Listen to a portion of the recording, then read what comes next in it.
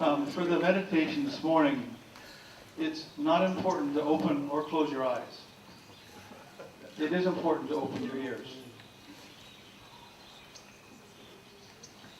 Every night, as you fall asleep, before your dream circus opens, in a soft, rogue's voice, in a soft rogue's prayer, we recommend admitting a lie or a cowardice to your soul. No matter how tattered or dormant. Your secrets differentiate yourself from no one, but the soul awakens a little when it hears them. We have its interest at heart, which means your interest as well. Try to practice unsettling that which is settled in you. Those ideas, for example, inherited, and those stories untested and unedited. And if you could only raise your hypocrisy to the level of art, like forgery, there might be real hope for you. Try to practice unsettling that which is unsettled in you. Some people expect to be rewarded for stumbling and rising from the floor. But instead of giving them credit for their struggle, reward vitality over goodness, even over effort. Laugh uproariously at your endless repetitions and inferiorities. In your case, we do not worry whether there may not be enough quarrel in you, enough perversity, or enough courage to acknowledge your worst inclinations. Know the soul converts these all into tenderness. Nothing pleases it more. So, why not admit that the theater of the dark and hidden life that has always driven you? The more you expose yourself, the more you become unrecognizable. The more you rupture, the more you rapture. Remember, the world is listening and is able to breathe because you dare.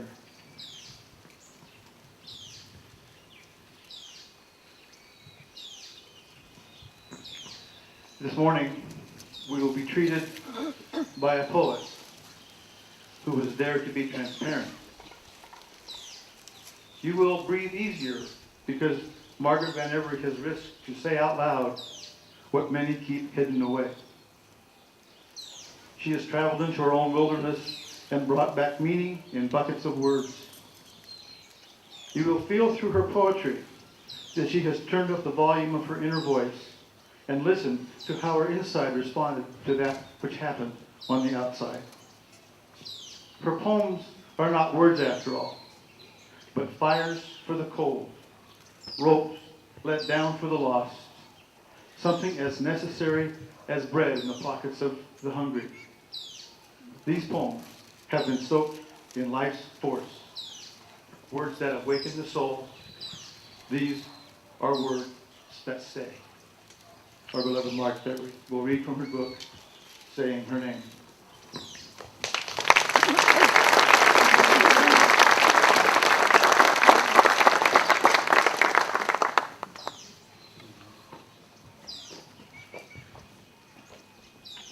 Thank you, David, for your custom-tailored meditation. Thanks for those who prepared this welcome for me, the decorations. Can't beat that. And thank you, all of you, for coming to Open Circle this morning, despite it being Super Bowl Sunday. I know you could have stayed home and made potato salad for a crowd, but you chose to come here instead. And first I want to say how David's meditation pertains to my book, Saying Her Name.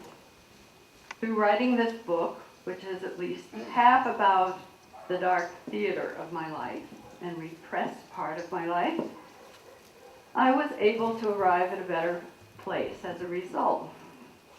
I somehow found the courage to unsettle what had remained settled in me for so many years. Not an easy task for someone who faltered at saying her mother's name for decades after she died. The processing of this and other stuff has transformed me and given me wings. Today, I come to you as a woman who invites you into her heart. Through poetry, we're going to rake up shared memories. A couple of days ago, when I was walking up Cologne, someone shouted at me from across the street. "I read your book last night and you made me cry several times." I shouted back, "Thank you." For me to genuinely move you by my poetry is the most incredible honor. The poem is a way to let you connect emotionally with your own lives, which is where the crying or the being moved comes in. I didn't intentionally set out to make you cry, and I've always abhorred sentimental, sappy poetry. And I think all my life I've been detached in my poetry and hidden behind humor. But in this case, just the honesty of getting inside my own experience and emotions has created this effect. So make sure your handkerchief's ready. So I'm going to read today from Saying Her Name, this book, which is a memoir of my life in poetry. My mother died when I was 10, which left me to sort out the universe without her guidance.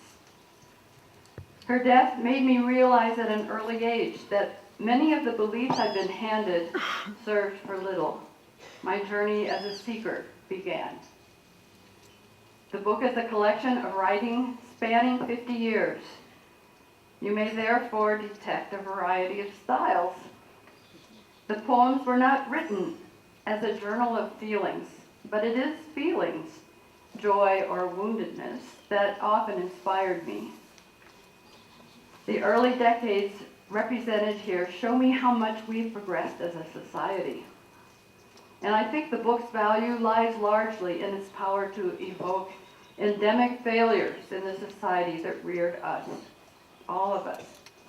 And I'm not blaming individuals who were also victims of their times, but I am acknowledging those problems, and I believe we grow and heal by measuring our progress. This book thus represents the collective journey of all of us gathered here this morning.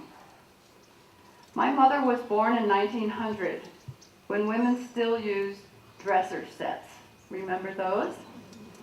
The time spent regarding oneself in the mirror or at the vanity was a serious beautification ritual, enhanced by initialed silver combs and brushes on a matching tray, with matching atomizer and jars of powder and balms. Mother's vanity had 3 mirrors, thus was triptych, or having 3 panels, a term most often used to describe religious altar paintings used in worship. In this case, self-worship. The final line of this poem, "Perchance to Dream," is from Hamlet's To Be or Not to Be soliloquy, in which he contemplates the nature of death. To die, to sleep, perchance to dream. At her vanity, she sits in threes before the triptych glass, perched on a needlepoint stool, applying cold cream to a throat not yet lax with age. She smears it on, rubs it in, then wipes it off with tissue from a silver box. I, her adoring subject, am audience at her feet, soaking this ritual up. A life lesson in what a woman does before she sleeps. At her command, the tools of beauty lie. Initialed sterling comb and brush, a powder jar, an atomizer, A handheld mirror shows her what she looks like all around. One by one she pulls the tortoise pins that bind her hair. The auburn coils unfurl, drop like weights, are dealt 100 strokes. Finishing touch, a simple pinch that sprays intoxication through the air. She smells good enough to sleep, perchance to dream. This next poem recalls a tactile and visual memory of how mother and child silently communicated their love on a tedious road trip. Her hand. She'd dangle it behind the passenger seat, sure that like a ball of twine before a cat, an encounter would ensue. Her child would jump. It seemed to me detached, that hand, an entity apart from the rest of her, a puppet with a life all its own. I caressed it, kissed it, traced the blue trees branching, stroked bones delicate as fan ribs under vellum. I splayed the figures wide apart, then lined them up again. I knew the brown spots by heart, unvarnished nails, half moons and ridges. Miles passed. I possessed her through her hand, and she gave it to me unconditionally, though speechless, staring at farms whizzing by. It was our secret. She let me turn the golden band that bound her to our driver.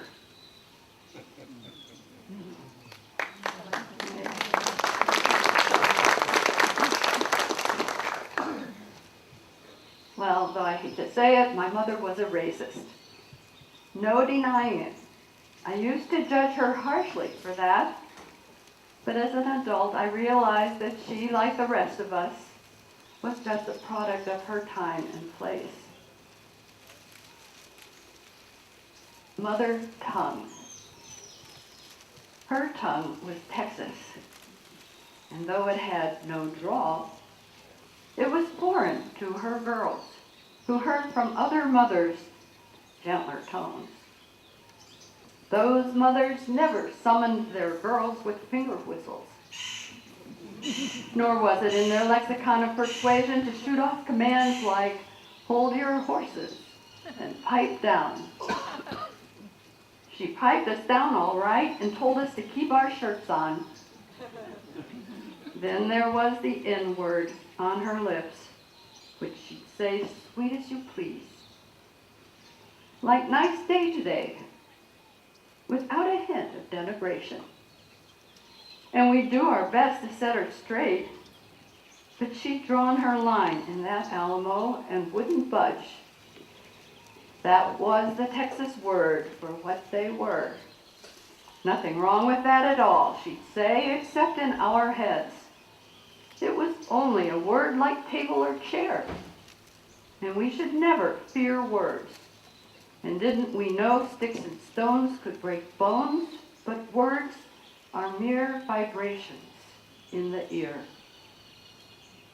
We girls had a different sense and knew that words could slice, but had no rhyme in our defense. She died in 1951, a backward era in matters pertaining to death and dying. Younger generations can't fathom the extent to which we've evolved along these lines. Back then, not even the dying were informed of their condition. The words dying or terminal were never said, nor was the word cancer, which implied terminal. We children were never given a chance to say goodbye, nor was she able to say farewell to us. After she died, we had no mechanism for grieving. We were told not to cry, but just put our loss out of mind. Grieving was limited to the token displays of grief for the satisfaction of others.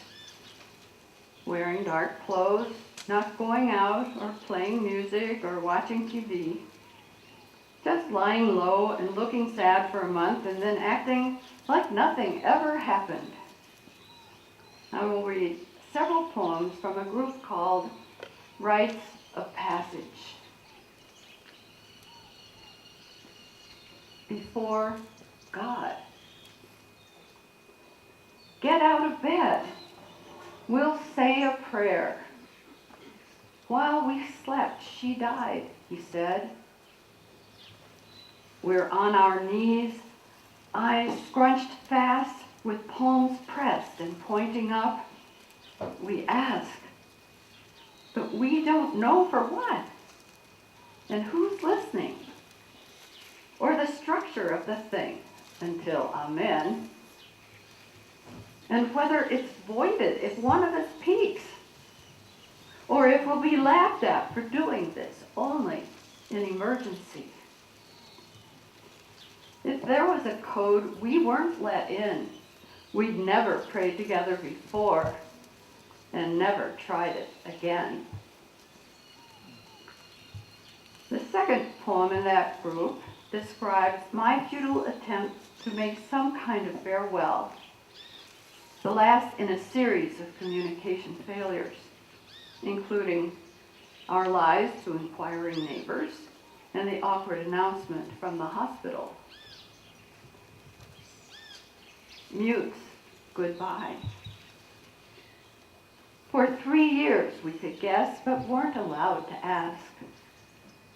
When friends inquired, we kids were told to say, "She's just fine, thank you." She went as we, her next of kin, lay soundly dreaming. At dawn, they phoned to say, her pain is over, God took her. Where do we send her now? We let her go without a touch or word, for her or from her. At the place they called the home, we came to say goodbye and spend some time alone with her as she lay in state. I went up by myself and thought hard the words to make her somehow hear. Though seeing what was there, I knew I was too late. Now it's my pleasure to have Mark Sconce, our dramatist of poetry Lakeside, bar none, read the third poem in this series, the title poem of the book, Saying Her Name. I don't like to make myself cry, and so I asked him to do it for me.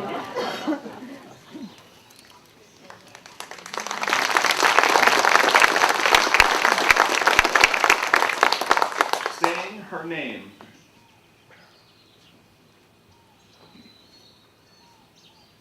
After our visit at the mortuary, after the eulogy was done, after the lid was shut and the pall borne out, after the hearse transported the box to Memorial Park, and the box was dropped in its bed and covered with clods and a blanket of flowers, we returned to the home she had made and never uttered her name again. As though her leaving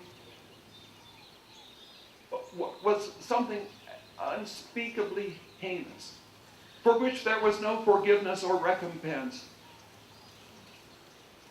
Or did we guess that if we spoke her name, it would break the spell, and our grief would spill out like the riotous heads of the condemned flowers adorning her grave? From its roots, from their roots, severed.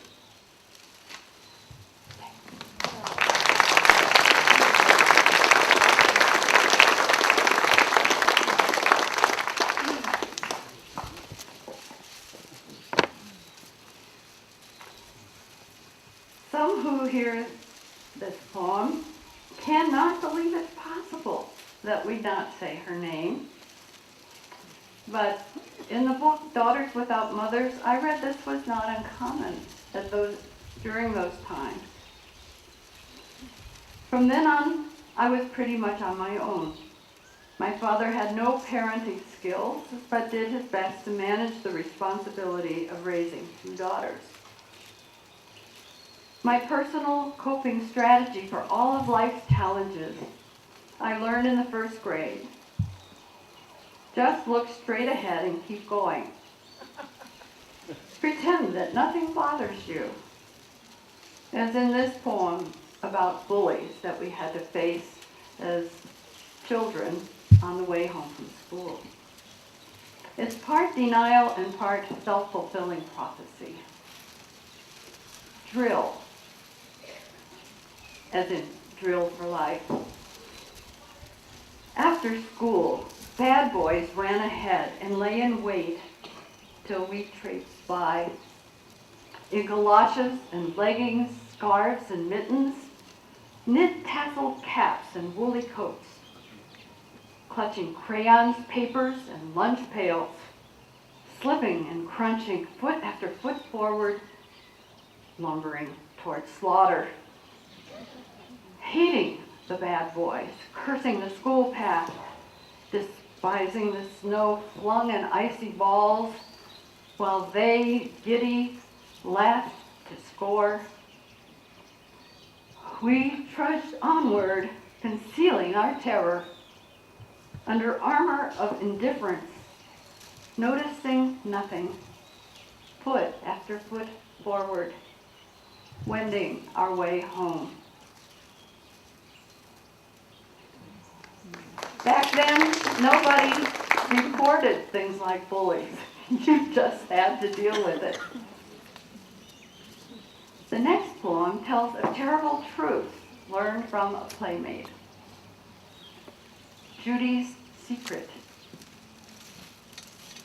Judy, my best friend in the 5th grade, pulled me close on the wooden step at the top of the stairs, where no one would see us, and made me promise never to tell a soul, or I'd rot in hell.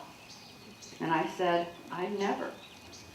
She warned her father could go to jail if I told. And again I said, I'd never. Then with hot breath, she leaned into my ear and said her father, the gynecologist, did abortions, which was against the law. I said, I'd never heard of a gynecologist or an abortion. She said her father killed unborn babies their mothers didn't want. I never thought about there being babies their mothers didn't want. Oh.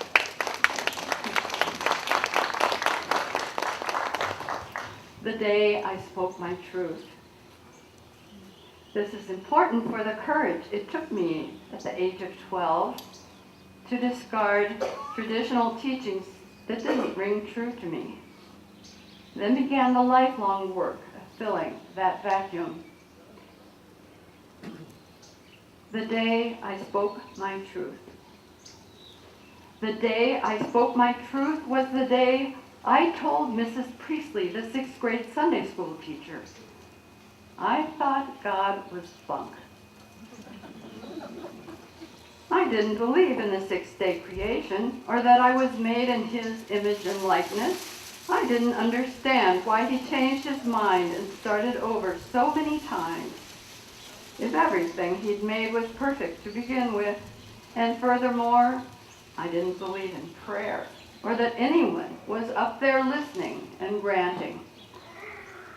For if he was omniscient, what was the point in our telling him what he already knew? And why would we propose our own self-serving revisions to his providential plan? I was relieved after parting my own Red Sea to plant my feet on the other side. Now I could never go back, I only regretted having caused the tears that cut a moist path down the powdered cheeks of Mrs. Priestley, who had done her damnedest to propagate the myth, whose Goliath faith was no match for a child's slingshot logic. Her tower of Babel aspiring to heaven collapsed and fell to pieces the day I spoke the truth that set me free.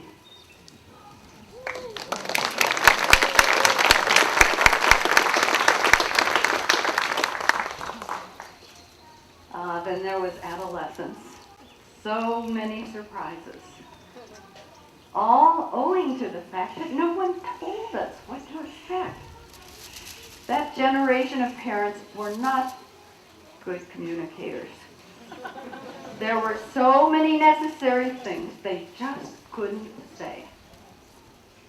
The next poem is the only one in my reading today that's not in the book.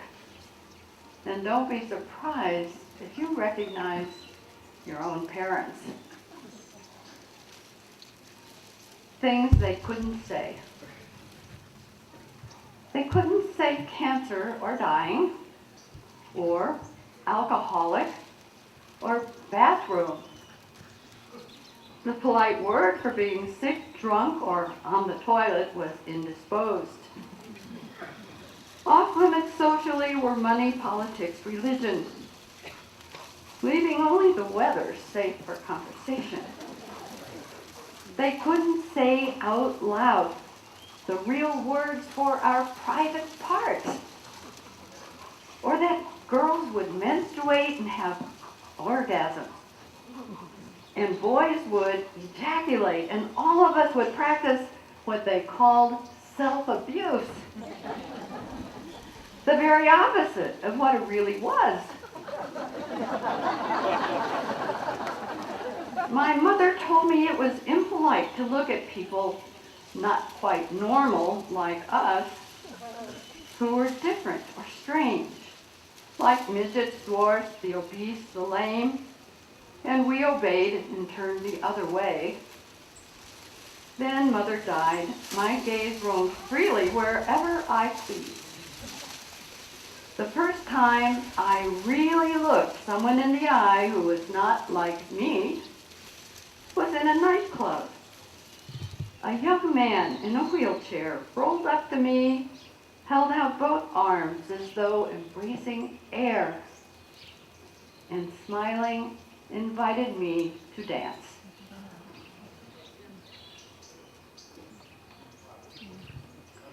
We learned the most important things about our bodies from our friends, who were as ill-informed as we were.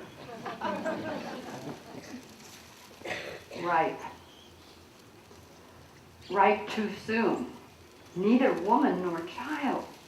We reddened when traffic slowed, dogs sniffed, and boys gawked and whistled. The flesh in the mirror was nothing we'd ever seen.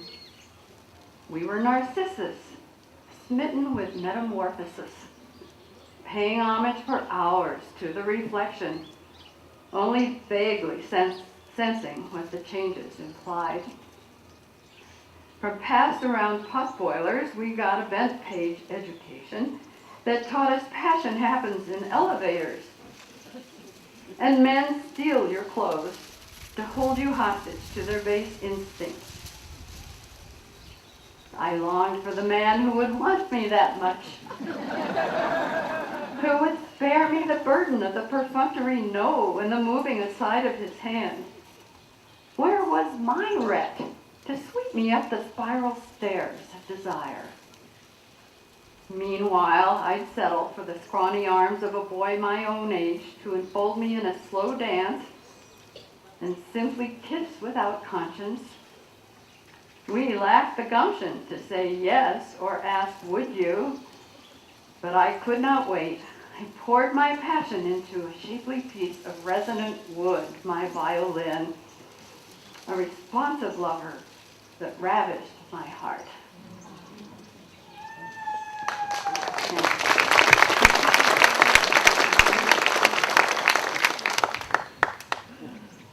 skipping ahead a few years, I married at the age of 23 and got pregnant right off the bat.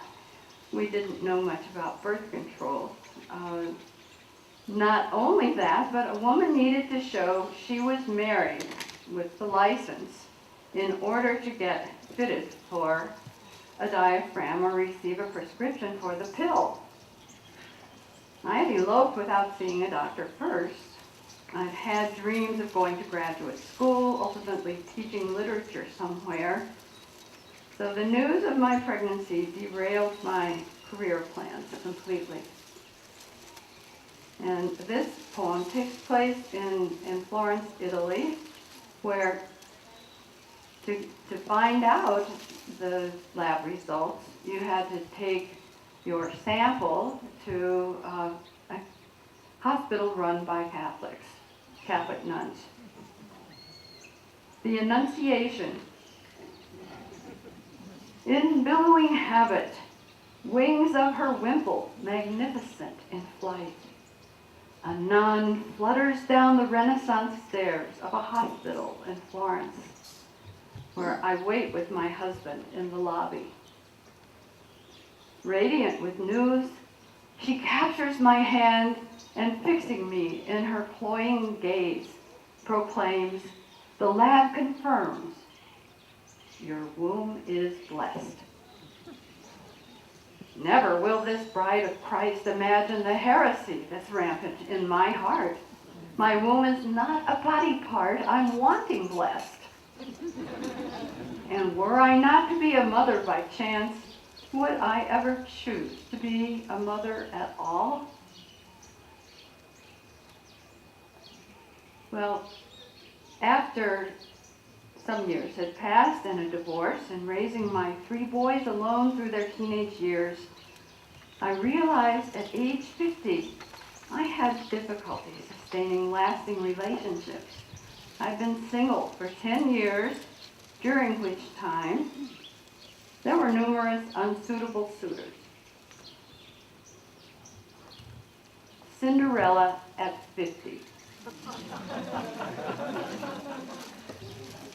After years of crashing balls and borrowed slippers, if there's one thing I've learned, it's this: men are like shoes. Some you can break in, some you endure.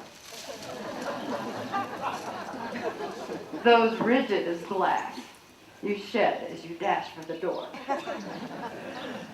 Some you can live with, some you can't. Alas, we never know until we try them. The shoes of my life have sorely disappointed me, but ah, how good they looked and felt when new. In the end, they hobbled me, every one, the closet's full of them, barely worn. Take wisdom, not heart, from this barefoot crone, and shut your ears to ladies with wings. If a prince comes calling with a shoe your size, chances are slim it'll fit tomorrow. And the maid who accepts the pas de deux suffers the dance in a crystal shoe.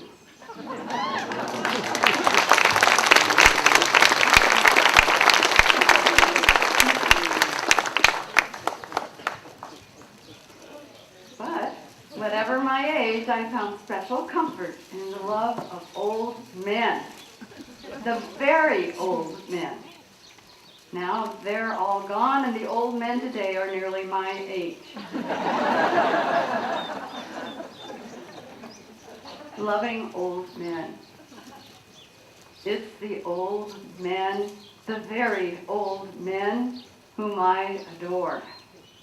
The ones who can flirt flagrantly, who've no more time to waste or words to mince. Were I 25 years younger, I'd be your perfect mate, they boast. They send homemade valentines and billets doux that sound sincere, penned in eloquent script with no smudges or revisions, The old men learned to say it right the first time and practiced penmanship as boys with a scratchy plume. They are wise and their wits so cunning yet gentle. I feel both joy and dread to have them still. My old men hug long and press me to them hard, kissing straight on the lips, perhaps to hold back time the way we did as kids.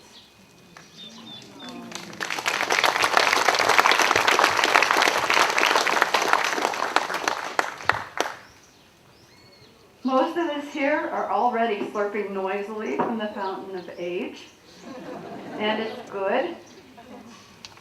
The last section of saying her name is about this time of life. Changes that have taken place seemingly overnight and how we deal with them. Crow's feet. Squint, they warned, and you'll get crow's feet. But we scoffed and thought it silly until the day we woke to find the crows had landed. Not as we frolicked in the sun, but while we slept, they stepped across the temple corners of our eyes, lightly so as not to waken, and left their print. Later in life, certain faculties start to go, but memory is the loss we grieve the most. When your sister forgets your shared history of childhood, she doubts that certain things happened, and worse, she doubts your veracity. Stone soup. Science has found a way to insert a probe in the brain, like a spoon in a stew, and stir stuck bits from the bottom. And none too soon for me, for my details are vaporizing, making bland the spice that seasons reminiscence. My sister's past has already slipped beyond her grasp, rendering me sole keeper of our shared childhood. Now she denies ever knowing this stuff too tough to swallow, and I am the mother of invention, as well as an only child, waiting like a watched pot for a spoon. Most of us have observed the phenomenon of time seeming to fly by faster with each passing year.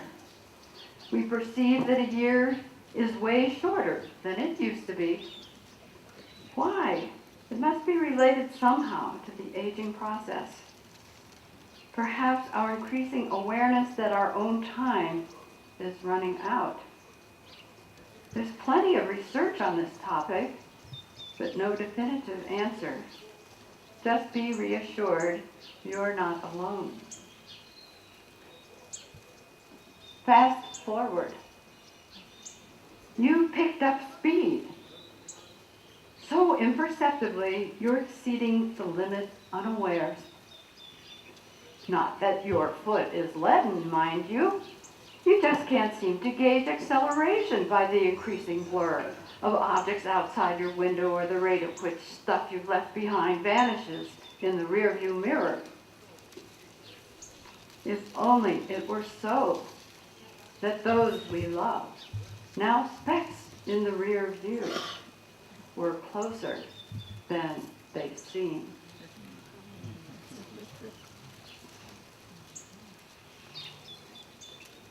We dread dying far more than we dread being dead.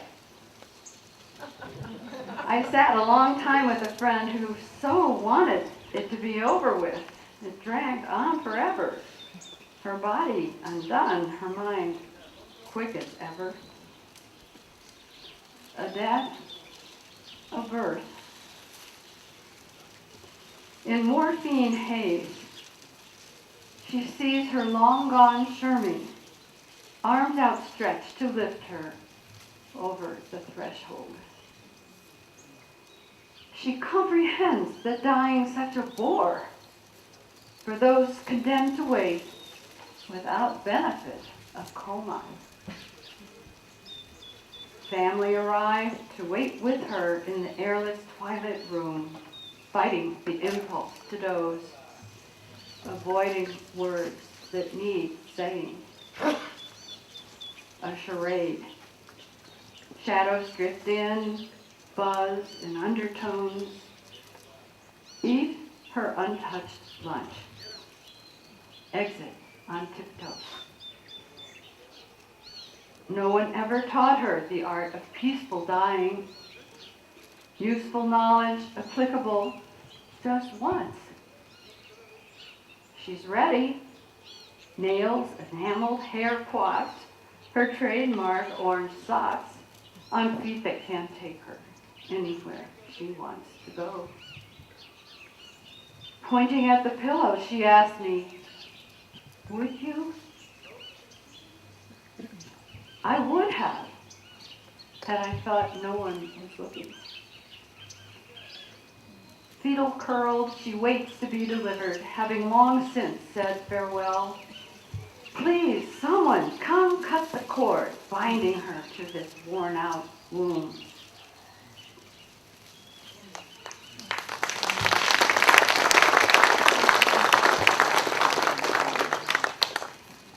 What happens after we die seems to matter less here, lakeside.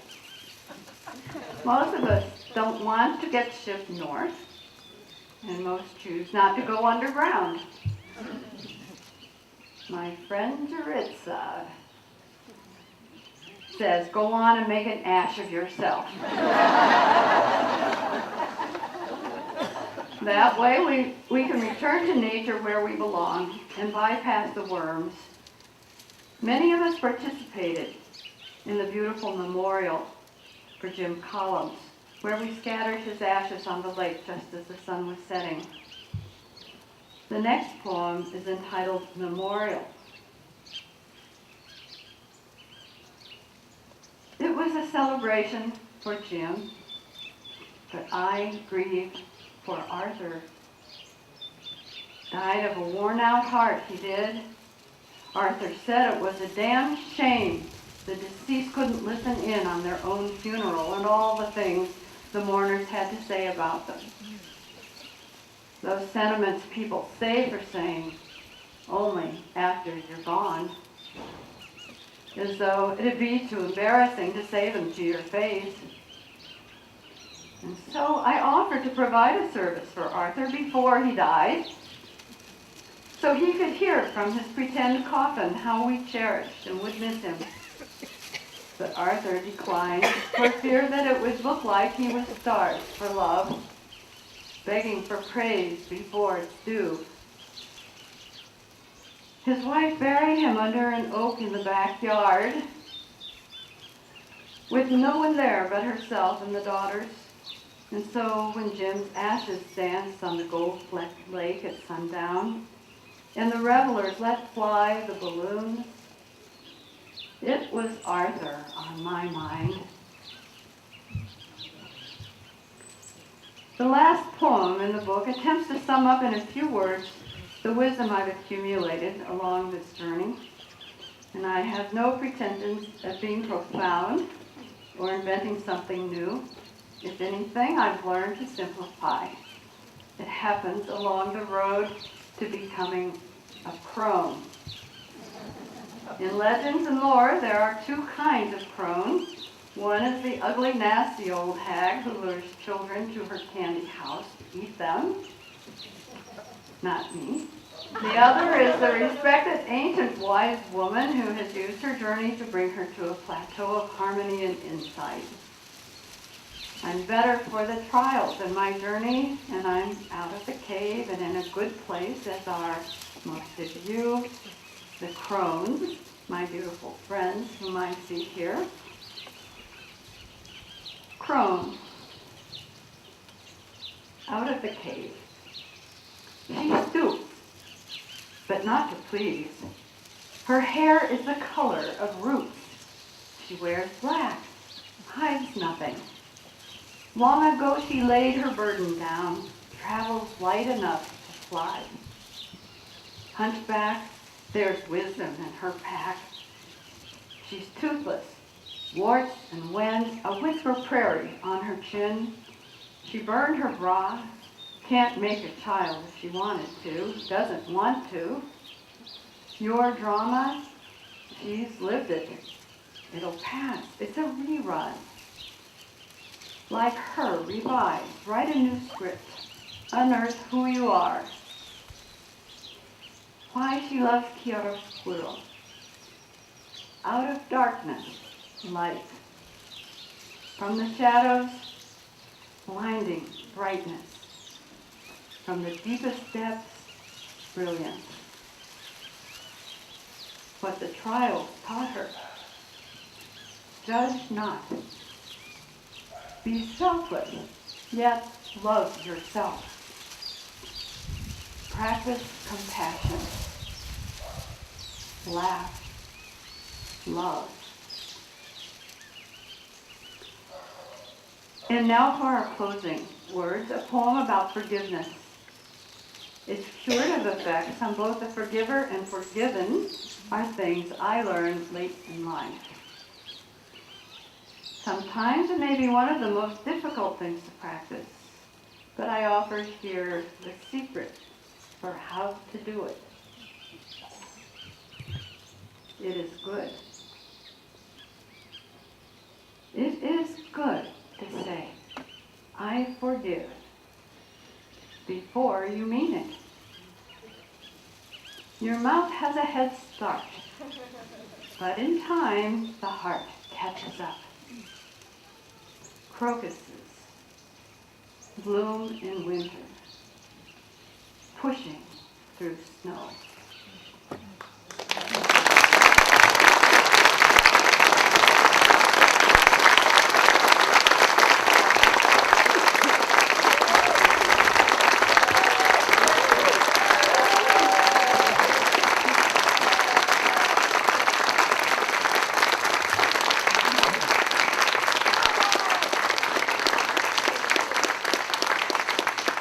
Thank you for listening and letting these words fall on listening ears.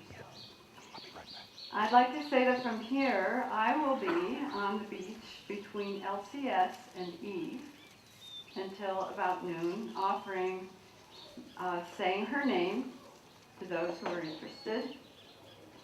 And I'd like to say that all of my books are also available at Diane Pearl Colecciones anytime. And you're invited to join me for lunch at Eve, and we might continue the discussion of issues raised in today's presentation. Thank you so much for being here. Thank you very much, Margaret.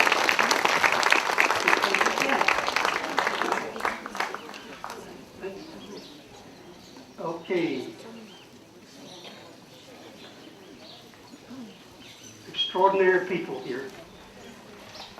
Next week, we have Joan Mitchell, and she will do a presentation on the divine attributes of consciousness. We're more than personalities. She'll go through a deeper definition of a process that she's developed through meditation and enneagrams. She'll do a practical with us. She, for 30 years, was a Gestalt therapist who facilitated spiritual development of many using her unparalleled style of working with people framed within a thorough working knowledge of the Enneagram and Kjell Wilber's spectrum of consciousness and meditation. Thank you all for coming, and we hope to see you next week. Remember to turn your cell phones back on.